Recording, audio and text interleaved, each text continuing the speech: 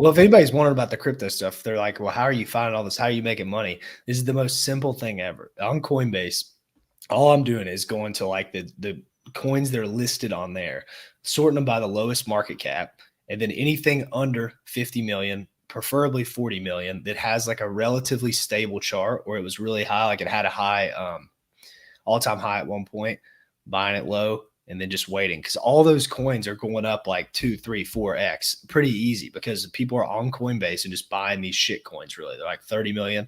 If it goes up to 100 million market cap, you're doing a 3x, and that's happened with like every single one that I've bought.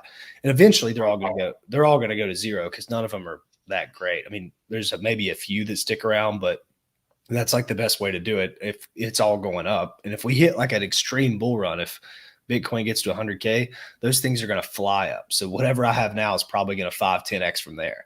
So that's kind of just the way I'm looking at it. And you don't have to put a lot of money into it. I mean, you put $300 in, you can turn it into 900. Just don't put in money you want to lose, obviously. True. Are you going to let it ride, or what's your plan?